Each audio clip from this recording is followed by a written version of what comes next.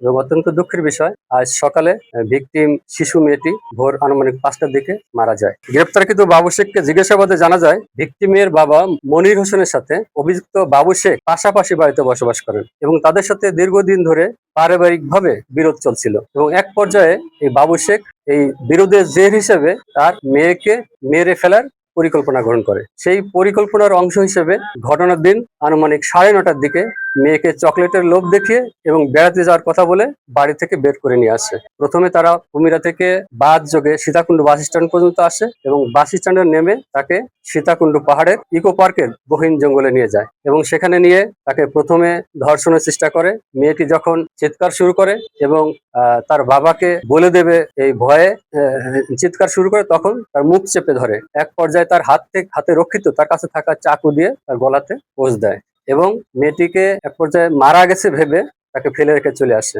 পরবর্তী সময়ে মেয়েটি কোনোভাবে সার্ভাইভ করে আস্তে আস্তে পাহাড়ের কিছু ঢাল থেকে উপরে উঠে চলে আসে। তখনই ওখানে যে রাস্তা নির্মাণের শ্রমিক তারা দেখতে পেয়ে থানা পুলিশকে খবর দেয়। আমরা গ্রেপ্তারকৃত অভিযুক্ত বাবু শেখের সাথে তাকে জিজ্ঞাসা করে ঘটনাস্থল পরিদর্শন করি তাকে নিয়ে এবং তার দেখানো মতে মেয়েটির রক্তমাখা সালোয়ার আমরা সেখান থেকে উদ্ধার করি।